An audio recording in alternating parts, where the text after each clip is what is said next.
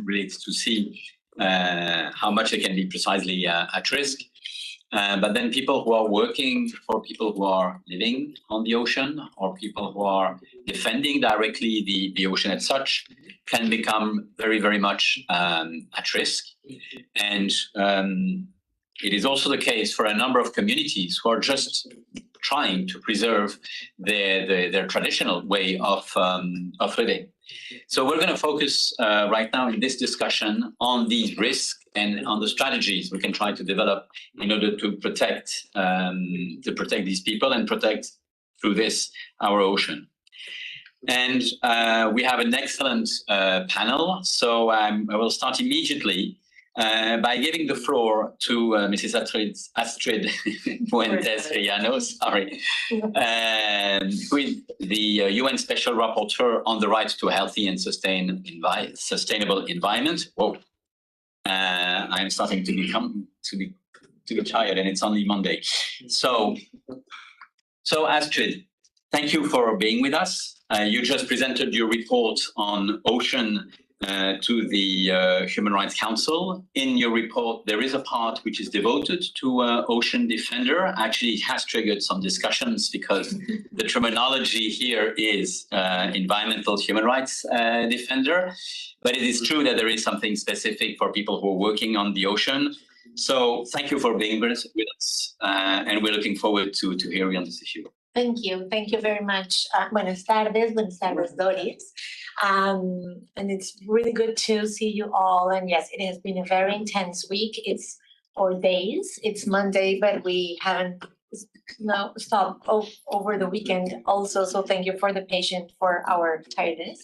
And I really appreciate also the support for the report. And I know that the concept of ocean defenders can be triggering conversations, but I think that, or the main reason, and I wanted to highlight that in this event and in the conversations around the report, is that, and this was actually something that people working mostly in the Pacific, others, including in linking to both the ocean and the coast, we're highlighting that in general, when including programs, when it's referring to environmental human rights defenders, it's mostly understood to be land defenders or people linked to forests like the Amazon and other forestry areas. So the intention to include a chapter and to talk about ocean defenders is by no means to like redefine or a concept or thinking about the having a different track for the resolution, the 4011, but most of it was to remind ourselves and states that when we talk about environmental human rights defenders, we also have to think about people in the ocean and the communities, including indigenous peoples, small scale fishers, as defenders as well, as human rights defenders and as environmental defenders. So that's the first thing that I want to say. And also because with a lot of initiatives for both climate action, ocean conservation and the environment, and we were talking a little bit in the last side event, but unfortunately, one of the things that we are seeing is that with the increase of extraction industry, while it's fossil fuels, so gas and oil, or fisheries themselves, even marine protected areas or other initiatives, sometimes people that are in the coast or fisher communities are under risk. And so I really want to highlight also the importance to have a holistic, a comprehensive approach. And in that sense, if we don't talk, of course, and have in mind ocean defenders, that will be a gap. And of course, thinking that when we talk about ocean defenders and environmental human rights defenders, we're also dealing with existing inequalities, empowering balances, and so the intersectional and the differentiated impact of people is key. And as I always said, it's not only about the situation of vulnerability of women, children, indigenous peoples, people of African descent, small-scale fishers, communities, fisher peoples. But it's also about the value and the invaluable work that they are bringing, both for conservation, for fisheries, for the economy. And so that's also important, not also see people that is protecting the environment as victims, but mostly to incorporate and value the work that they are doing. Thank you. And I really look forward to the conversation, so I'll just stop there. Well, thank you very much, Astrid. You've mentioned precisely this, how ocean is something which connects people. That was one of your comments. And actually, we've been able to connect here, and we're looking forward to hearing the testimony of Doris Ramirez. But we've been able to have this connection thanks to the International Service for Human Rights. And so very happy to have with us Ulises Cuero, who is Program Manager, focusing precisely on the question of business, land, and environment. Ulis, thank you very much for being with us. Thank you for all the support and all what you have brought for the organization of this event. The service is precisely devoted to the protection of human rights defenders. How do you see this issue of ocean defenders? No, thank you, Yves, and thank you for also organizing this to share a little bit of we think would be important in terms of also state obligations regarding what you just mentioned, ocean defenders, and also in more broadly environmental defenders who are protecting the ocean. But I would like to start maybe with some data, because I think always contextualizing would help us to understand why it's so important to address this issue. According to the Business and Human Rights Resource Center, which collects data on attacks against human rights defenders related to business activities, in 2023 only, they recorded more than 600 attacks to defenders. And this number in connection with which are the most dangerous ones, then we can see the most dangerous sectors, then we can see that it's actually environmental defenders who are the more targeted. The sectors who are the most dangerous right now are fossil fuels, renewable energies, and agrobusinesses. And there is no doubt that these three sectors are related to the environment, which means that almost these 600 attacks are related to environmental human rights defenders.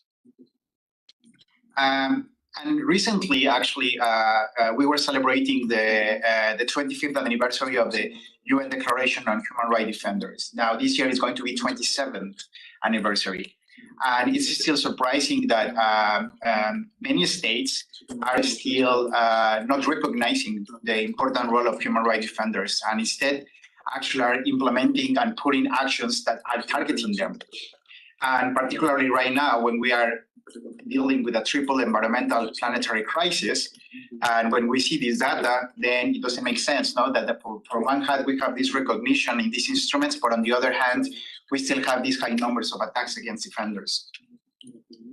And also, to be clear that even this is an indication of the number of attacks, it actually is not the whole number, because we still see that in some countries, in some regions, there is not enough documentation to exactly know what's the real number. And one of the things why we don't have the real number is because many defenders we work with, they do not identify themselves as human rights defenders. And there are many reasons why they don't want to do that. It's either out of fear, they don't want to be associated with the term of human rights defender or activist, because they know that once you're identified as such, in some cases, it's a death sentence. They are immediately being attacked. So that's why, like, sometimes these numbers, we need to be also conscious that doesn't represent the reality.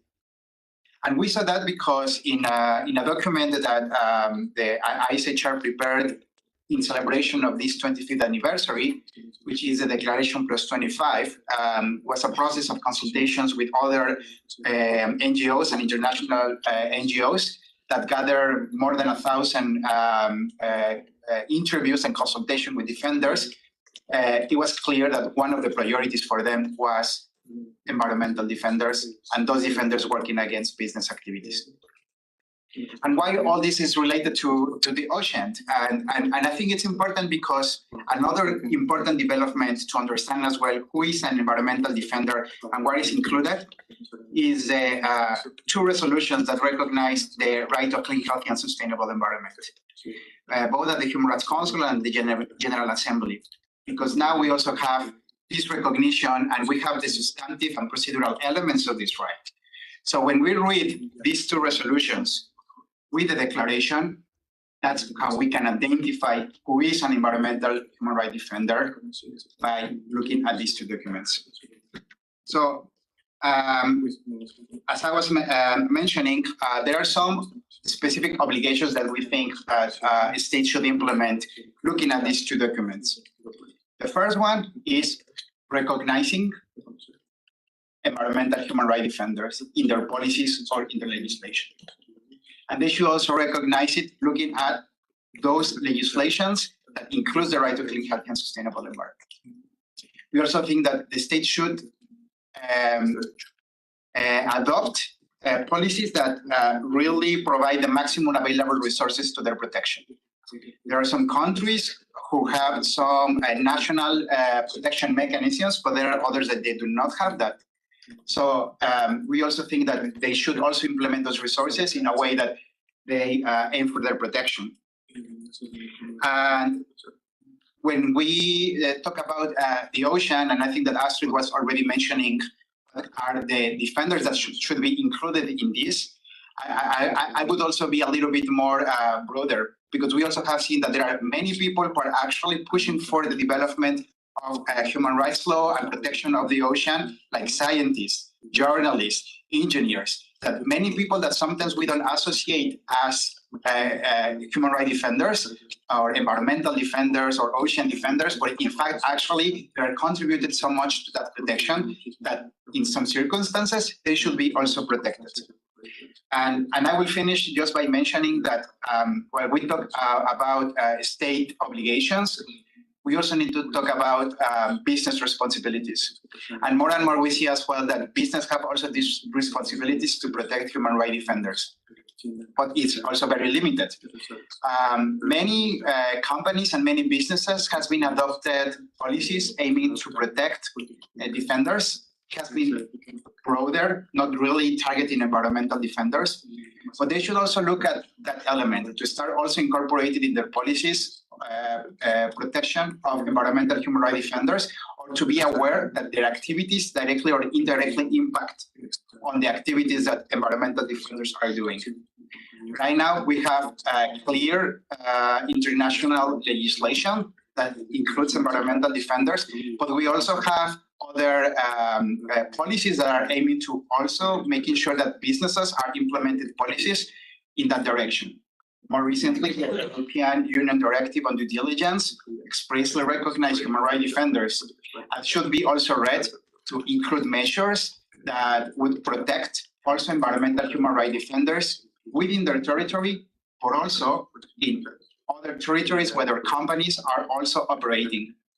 So I will finish that. I mean, I think that when we talk about the ocean defenders, we also need to look at the whole context, because there are many things that could be applicable on this area, and we have seen where are the gaps. And right now, I think we also have enough international human rights law that can help us to fill those gaps.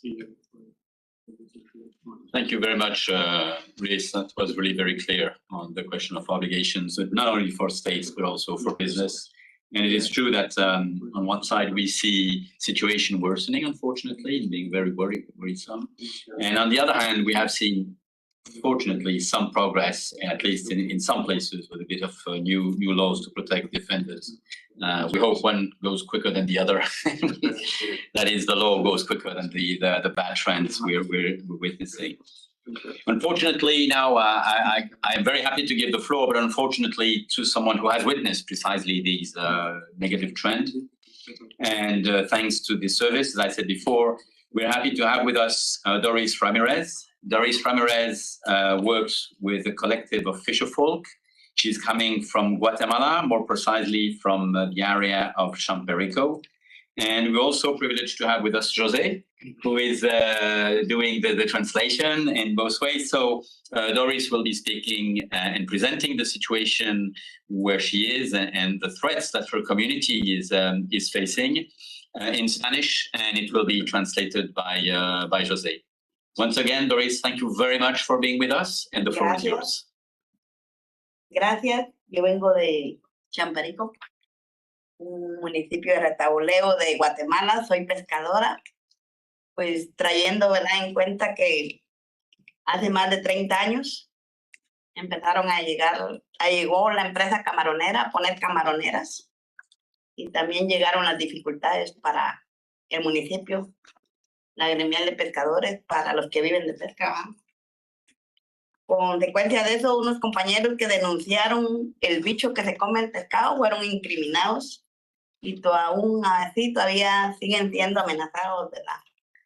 Porque yo oí por ahí que hay uno que anda pidiendo asilo político en los Estados Unidos, ¿verdad? Pero Dios sabrá si se lo van a dar, ¿verdad? Pero sí está muy fuerte la situación en Champerico porque a raíz de eso que se terminó la manglada y los esteros están contaminados, hay muy poca producción para los que vivimos de pesca, para sobrevivir y salir adelante, ¿verdad? Porque hay muchos niños que necesitan su alimento, llevárselo a la boca, y con los pescadores se dificulta, ¿verdad?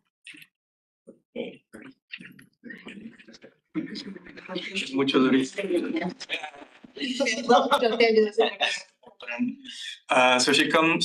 Doris, she comes from the southern coast of Guatemala, and she's a fisherwoman. Her community, 30 years ago, shrimp companies started arriving, and they started bringing issues to her community. In particular, there was a case of 6 fisher people who were complaining or denouncing issues that they've had with companies, in particular a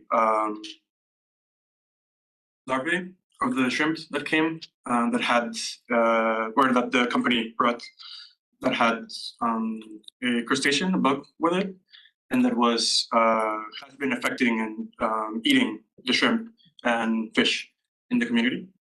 And as a result of them denouncing this, they were prosecuted legally by the company. And yeah, they've been sued, and one of them even is asking for asylum in the US. Is not sure if they will get it or not. Beyond this, her community has been greatly affected by climate change and also the destruction of the manglares. By the destruction of the manglares, the mangroves. Right? Sorry, no, it's fine. The mangroves have been, the mangroves. The destruction of the mangroves has led to a rise of temperature of the esteros. The entry surface. The entry. So there has been a decline of the amount of fish and other marine life that they can fish safely, or that they just get as a whole. And this has made it really complicated also just in general to maintain food security. Destruction of histories. Yes. Yeah. Thank you. Yeah.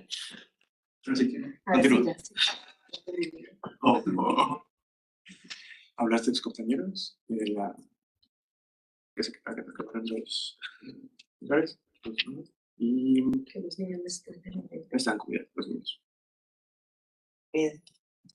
A raíz de eso nació la gremial de pescadores y RESAC se le dio la oportunidad de traer una persona que viviera de pesca acá, y por unirnos a RESAC tomaron en cuenta la gremial de pescadores, y así surgió mi venida aquí para poder pronunciarnos como pescadores, porque nunca se había hecho, no se había manifestado eso porque no se había dado la oportunidad, pero hoy estamos aquí para contar lo que sucede en mi área, en mi costa, en mi lugar, cómo se vive con dificultades. So given this complexities, the collective of fisherfolk in Champerico was born, of which she's a part of. And later they joined an organization in Guatemala called RESDAC that focuses on food sovereignty and issues related to it. and they gave the opportunity for a fisher person from her community to come and speak and talk about the situation, and that's how she's here, coming to give a statement and to pronounce themselves on the situation that they're living in her community, because they had never been able to do this before. And yeah, that's how she came here. Bien que están por pronunciar o declarar una ley de agua y tomar en cuenta a los pueblos indígenas, mucho menos las comunidades pescadoras, ¿verdad? Y esta ley solo va a favorecer a las empresas, pues, porque si yo teniendo mi pozo propio, mi fuente de agua natural mía en mi propia casa, tengo que pagar por lo que voy a consumir, ¿en qué me va a favorecer la ley a la comunidad? So they're concerned, she's concerned that there's a law that is about to be passed on the use of water without consultation to indigenous communities and without consultation even less to fisher communities, that it will end up affecting the smaller communities and just people using water and helping or benefiting companies. What the law would do is that even if someone has a well of water in their territory, in their the land that they own, they'll still have to pay for the water they use from that well. And this will primarily or only apply to small wells that people have in their land. Yeah, and this will end up affecting them quite a bit, and this law is about to pass.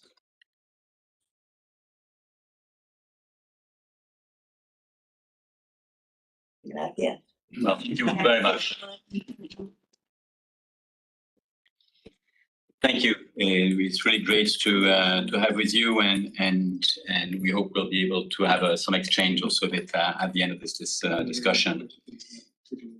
After the testimony we've just had from Guatemala, directly from Fisher Folk community, we're very happy to, in a way, stay in the water, if I can say it like that. But to this time talk to another and turn ourselves to another community who is basically nomads who are living on the sea. And I'm very happy to have with us Bodhi Tanjo, who's the international advisor, advocacy, the international advocacy director at Franciscan International. And your organization has been working on a number of the issues that these people are facing. And we very often don't hear about it at all. So we're really happy to learn about what they are living, and perhaps also to see how we can contribute to the fight that they have to face. Really, thank you for being with us. Thank you very much, Yves, and thanks also to Astrid for the report. As a person coming from Indonesia, that is, it's really in the oceans and composed of so many islands, I would like to share with you an issue that doesn't receive too much attention from the international community.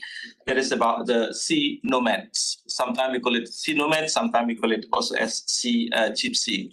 So who are these sea nomads? So the sea nomads, the sea nomads are the communities that live in a nomadic way. And this first group is the group of people that really live on the ocean. It's really, they live in a ship, as you can see in the picture. They have the ocean as their place, but they are nomadic. So they don't stay in one place. So they move around. So the numbers is, we don't know the numbers exactly, but they live in the oceans, in the area between Southeast Asia and the Pacific. But there are also some people who live in a semi-nomadic way. So it means that they live partially in the oceans, depending on the seasons, and partially either on the coast or in the ocean itself with semi-permanent building that they can live for some time and then will come back again.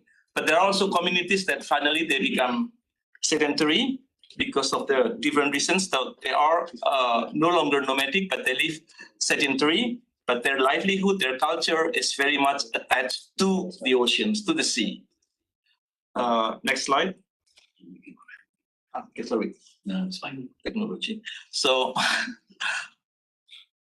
the next one. So these people use the oceans, the sea, as their really place of their life, their place of culture, their place of ceremonies, etc. They are dependent 100% on the sea resources. And they do different activities such as hunting in the sea. They take also some different resources from the sea in a very sustainable way, because this is their garden, their livelihood. So for them, the importance of sustainability is very, very much at the forefront. But they also be in interactions with those who are inland. They come inland as well. They do exchange economic activities with people inland. However, one of the key challenges is that these people mostly are on the move. So they are nomadic. Often they don't have the concept of order, because the ocean is their place. So they move from one place to another place, from one country to another country. Their culture has been like that for millennia. So that's why often they are given with stereotype as people who are backward, people who are underdeveloped, and often they are considered as the robber or as the pirates. They can be considered as robber because sometimes they will take certain things coming from the protected areas, because for them, protected or not protected, they don't understand this concept. So that's why often they are very much criminalized. And in many cases, that I will speak later, they are undocumented. They don't have any documents because they move from one place to another place. And these sea nomads or sea gypsy, they can be found in different places in Southeast Asia, mainly in Indonesia, but also you can find these communities in Malaysia, Philippines, Thailand, Myanmar, and even to the Pacific. Pacific up to Australia, but also to Palau, to some other regions in that area. And the largest community is called Bajo or Bajau. I will explain about the different terminology. And they are the biggest community that really move around. So this is the places where they can be found, mainly in Indonesia, being the biggest country in the regions, but they can easily be found also in the Philippines, also in Malaysia, Singapore, as well as in Thailand and Myanmar. Often the one in Indonesia, they will also travel up Palau, sometimes also to Australia, because this is their playground, this is their gardens. And the name can be different from one region to another region. They can be called as Sama Bajo, Bajau in Indonesian, Philippines, Orang Laut. Orang means people, Laut means sea, people from the sea. Orangutan is people from the forest. Orang Laut is people from the sea. So that's also the terminology that we often use, either in Indonesia, Malaysia, or the Philippines. And in Thailand and Myanmar, they use different words. Sometimes it's called Moken or Moklen, and sometimes they call us as Urak Lavoy. And then some people identify themselves also as Chao Lai in Thailand. So as I said, they are in different categories. So you can see here the different categories of people. You can see that the houses over there, they are the one that are becoming sedentary. So they cannot live in land. Mostly they will live on the coastal side. And then you also have people who will just move. And sometimes between one boat, like the one that you saw on the right, they can have about 2 or 3 generations. So they give birth in the boat, they live in the boat, so all their livelihood is in the boat. But you also have the people who will go and explore the sea during favorable seasons. when you have the monsoon, then you need to have some permanent, semi-permanent place. The challenges that faced. The first and biggest challenges is about their legal status, because they are nomad. Many of them do not receive any formal educations, so they are often considered as non-citizens in different places. So they don't have any ID card, nor in Indonesia, nor in the Philippines. So they are there, but they're not recognized by the people.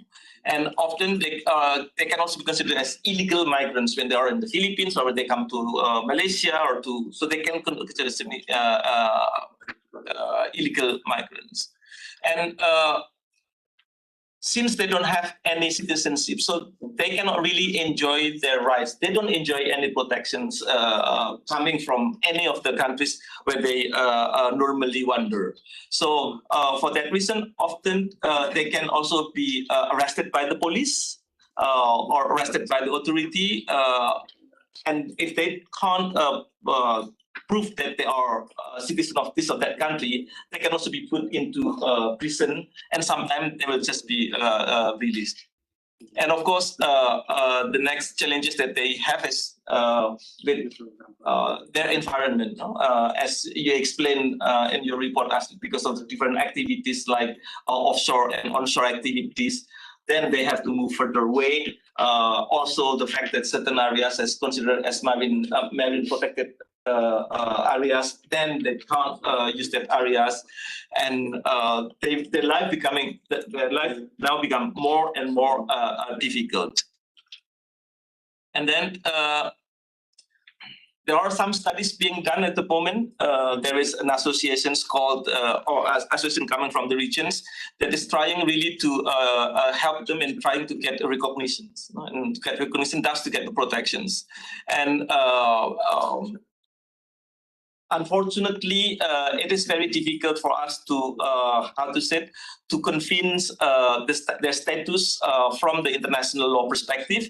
What we are trying to do now is to look at the UNDROP, because in the UNDROP you have the issue of nomadic or semi-nomadic, and then the interpretation of nomadic and semi-nomadic now is being developed by some academics in the regions, and try to understand what does it mean in the context of the sea nomads. So this is what we are trying to do to have that recognitions. And then there is this series of discussion that has been taking place in the region. There is academic paper also being issued as well. And then that's why your report on ocean was considered as very useful and has been very useful. And now also with the fact that there will be ocean conference, they are trying to see how we can really work through that international arena. So this is the person who is really an expert on that issue, and there is a group called Sea Nomads Contact Group. Thank you. Thank you very much, Gudi.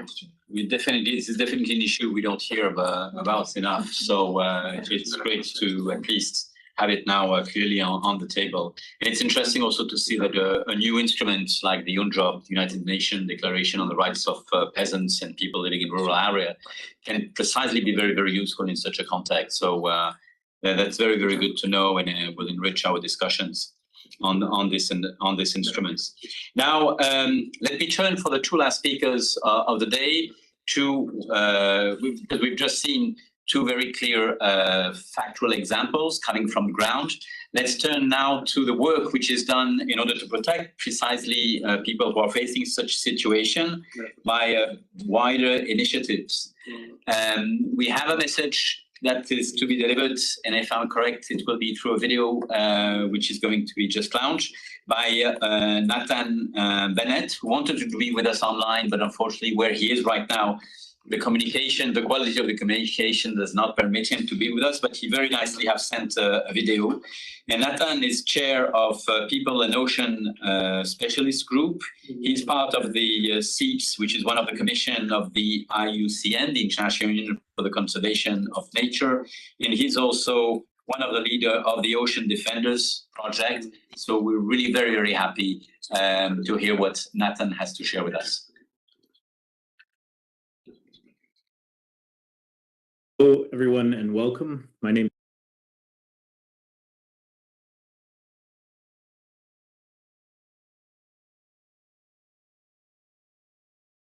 Hello, everyone, and welcome. My name is Nathan Bennett, and I'm speaking to you in my role as the chair of the People in the Ocean Specialist Group for the International Union for the Conservation of Nature and as the founder of the Ocean Defenders Project.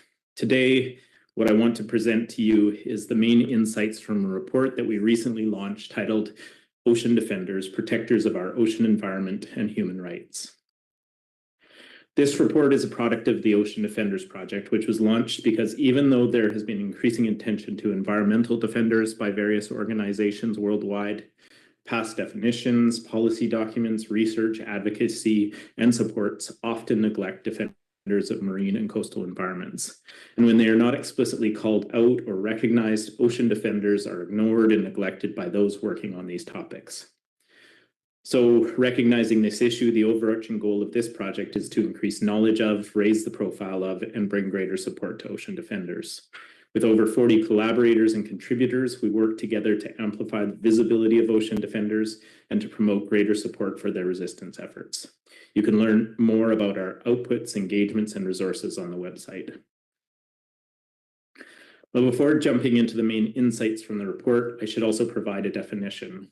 We define ocean defenders as individuals, groups, or communities who mobilize, advocate, or take action to protect the marine environment, their coastal and oceanic territories, and associated human rights against existential threats, which can stem from exclusionary and poorly implemented development or management initiatives.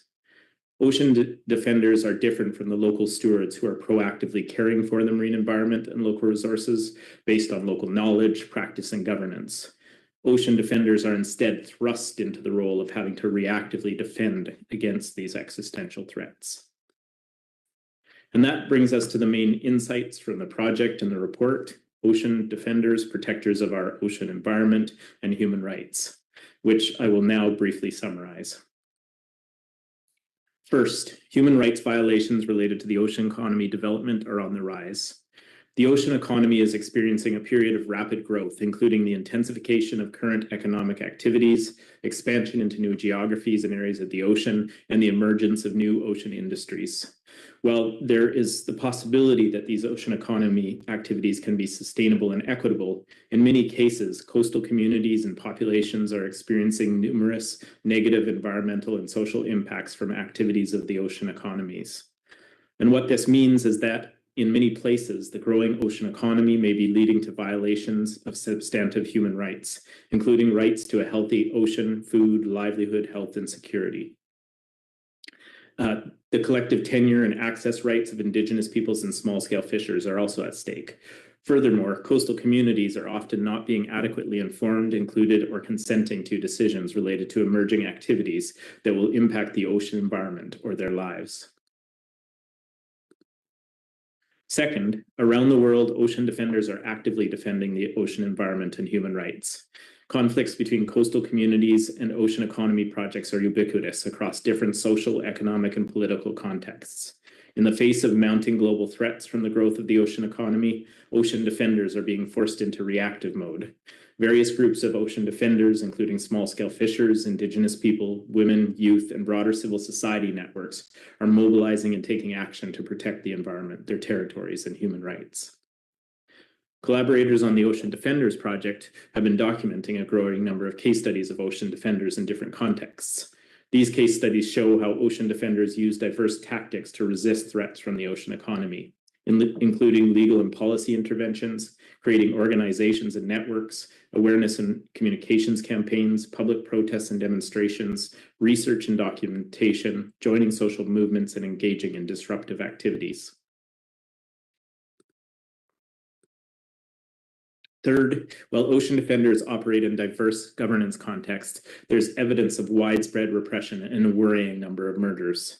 All people must be secure in their right to gather, organize, and peacefully protest for the protection of the ocean environment and human rights. Yet civic space is closing for those who would organize, mobilize, and speak on behalf of the ocean environment and related human rights in many places around the world. Ocean defenders are experiencing non-lethal attacks, including political marginalization, threats and harassment, repression and silencing, delegitimization and denigration, arrests and imprisonment, physical violence, generation of social division and conflict, damage to property, criminalization, economic marginalization, and lawsuits. There's also evidence that ocean defenders are being assassinated, and it appears that the vast majority of perpetrators of repression and violent acts against ocean defenders are acting with impunity. Fourth, research on ocean defenders is nascent, and there's still much to know and learn. There's a need to better understand the drivers behind threatening ocean development activities, the impacts of ocean governance frameworks on human rights and ocean defenders, the level of recognition of human rights within ocean governance frameworks, how safe different national governance contexts are for ocean defenders, and whether government and business in the ocean economy are complying with their obligations and responsibilities. Documenting a larger number of case studies and sharing these stories also allows ocean defenders to learn from and about one another's challenges, efforts, and successes. Fifth, significant gaps exist in the data regarding lethal and non-lethal attacks on ocean defenders. Various organizations and groups are engaged in the important, challenging, and ongoing work of documenting both lethal and non-lethal attacks against environmental defenders. However, past data collection efforts have mostly focused on repression and attacks on defenders of terrestrial and freshwater environments. Sixth, governments and the private sector must do more to meet their obligations and responsibilities to protect human rights, including the rights of ocean defenders. Under international human rights law, states have an obligation and the private sector has a responsibility to protect human rights, including the right to a clean, healthy, and sustainable environment, and to safeguard the rights of ocean defenders. It is clear that many governments and private sector actors are not doing enough. A human rights-based approach must guide all the ocean development activity efforts.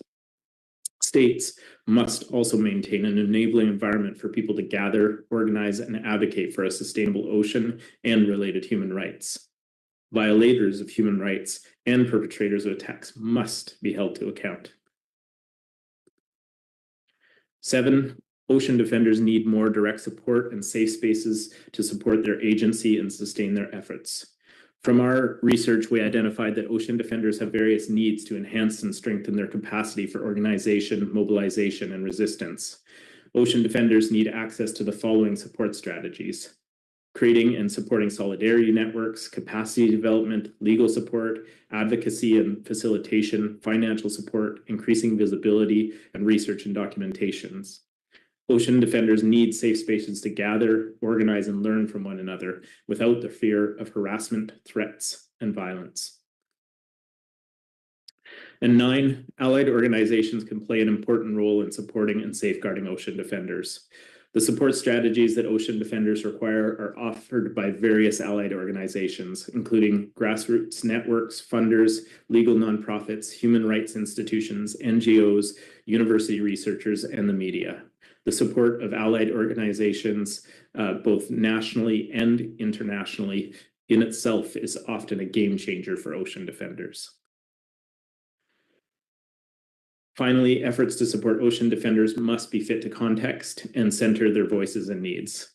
Ocean defenders operate in diverse contexts with varying levels of political marginalization and repression. It is essential that any action to support ocean defenders centers their voices and needs, ensuring they lead decisions on when, where, and how support is provided. This is especially important to prevent putting ocean defenders, their families, and communities at further risk. Organizations working to support ocean defenders will need to facilitate careful collaborations.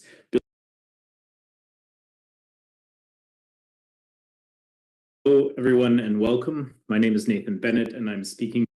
Yet, organizations working to support ocean defenders will need to facilitate careful collaborations, build trusting relationships, listen attentively, assess risks, and consider the broader implications of their actions.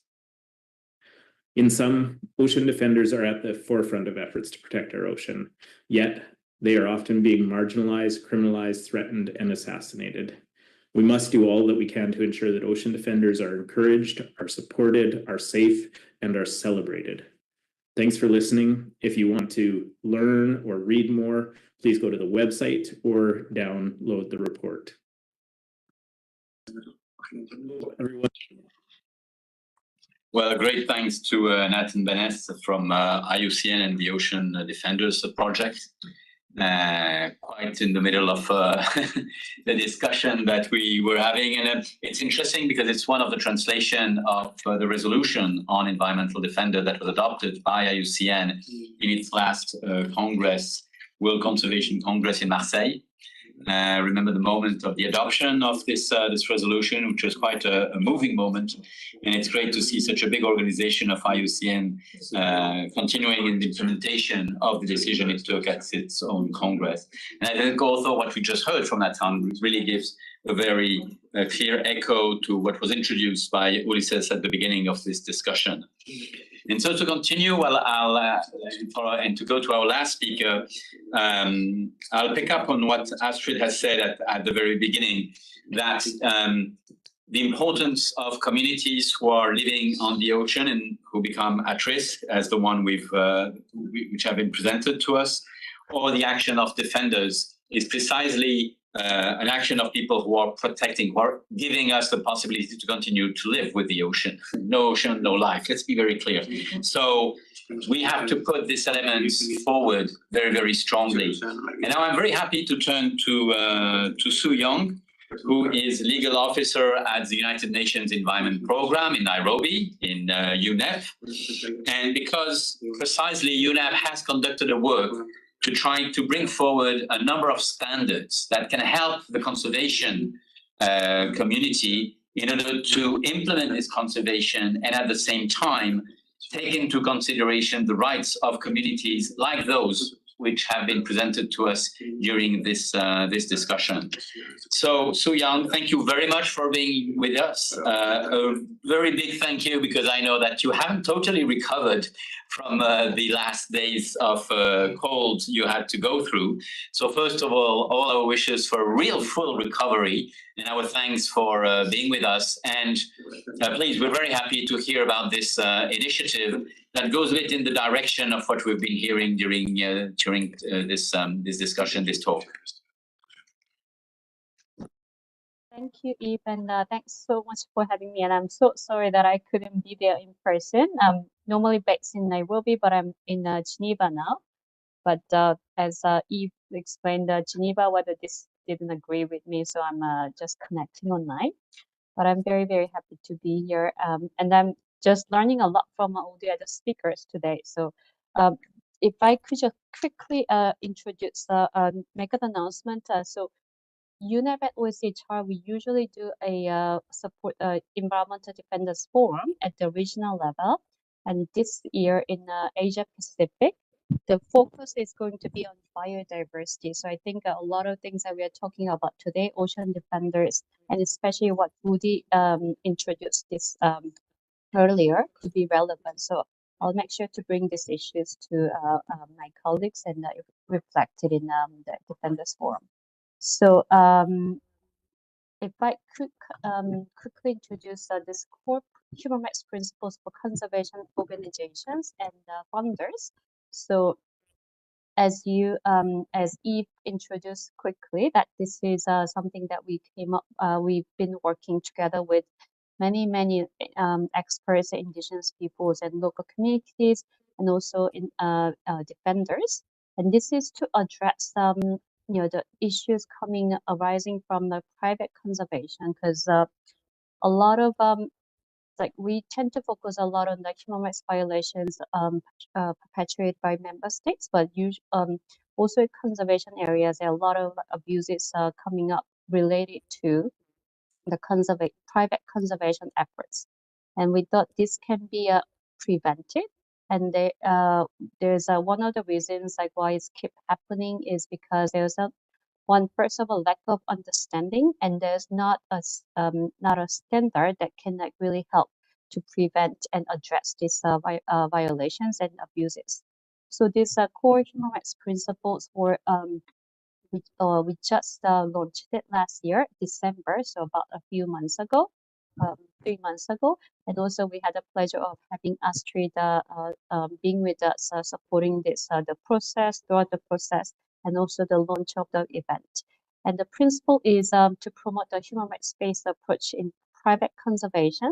And it also it aims to contribute to the implementation of the Kunming Montreal Global biodiversity framework, including this target 22 about environmental human rights defenders. And we're trying to provide guidance to private conservation organizations and funders, as we realize it's not just the organizations that matters, but also the funders will have to change to make the tangible changes on the ground. And we think of this as a tool to address past human rights violations, abuses, and also prevent the future harm, and to provide greater protection for defenders in conservation. So you can let me just post actually the website, so you can download the core human rights principles, and you'll also see this has been supported by more than like 70 organizations and experts, and also the conservation organizations, indigenous peoples, and the local people who are working on land and in the ocean area as well. And it contains 10 core principles. So it talks about very basic things, but which didn't exist before applying for the conservation organizations and private funders. So this is a value of these principles, but it's all based on the existing human rights existing human rights laws and norms. So like principle 1 is respect human rights, and 2 is respect rights of indigenous peoples.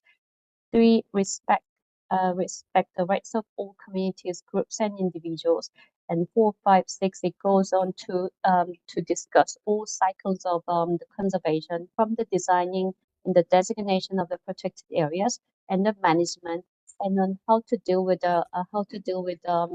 violations and abuses, such as provide effective remedies and having grievance mechanisms, and also to have to put in place of due diligence, and also to how to monitor this. Like, so principle 10 is about report regularly on human rights publicly. So this is one way to monitor the progress and to improve the practices. So I know we're almost done with the timing. So what we're expecting out of these principles is the cultural changes in conservation, because what we have learned for the past 2-3 years while we're developing this is that there's a lot of colonial culture, and there's a systemic disempowerment of indigenous peoples in conservation. And structural changes is something else that we're really trying to draw out of these principles. We need to change the structure of the conservation and designation of management of protected areas. It cannot be a top-down. It will really have to be together with people, and it respect our people who live in and around the area, and as well as all. And we're trying to also like build good environmental governance to make sure that the human rights violations and abuses don't happen, and at least we could prevent it. And as an ultimate goal, we're trying to contribute to the respect of rights of all throughout these principles. And I hope this will be useful also for the ocean defenders, and as well as they are actually at the forefront of the Kunming Biodiversity Montreal Biodiversity. Sorry, I'm still on the medication, so Kunming Montreal Global Biodiversity Framework, which is really the target is like to designate 30% of land and oceans by 2030, which is only a few years away from now, and which raises a lot of like anxiety among people, because how are we going to get there? We cannot get there by doing the same business as usual as before, the kick out people or disregard the rights of people. So we really hope this can be useful in your work, and now we're very happy to engage with you further on this. Thank you. Back to you, Eve. Thank you so much, So-Young, and your final words is bringing a really very good conclusion to our discussion. Actually, I'd just like to underline that in the previous talk we had, just before this one, Juno from the Conservation International mentioned these principles as being guiding their own actions. So Yeah. it is being implemented. So it's an active document. It is not just something theoretical. We've heard some of the impact already in the previous talk. So thank you very much for your work. Thank you for having presented this. I think during this hour, which is now we're finishing right now, we had the privilege to hear some real situations coming directly from the ground and to see how severe are these challenges. And for those who would like to know a bit more about the situation that Doris is facing in her community, you can stay in the following discussion because she will be here and she'll tell us more about the question that they are facing with pollution. We've heard also some of the instruments that can help ocean defenders. So we hope this has been useful for you. And I think it was an interesting illustration of the chapter on Ocean Defender that is in the report of the Special Rapporteur, the report that was presented to the Human Rights Council on last Friday. So on this, I really want to thank all of the speakers for their contribution. And we're giving back now I don't know, the chair and the antenna, if I can say. That sounds a bit old today.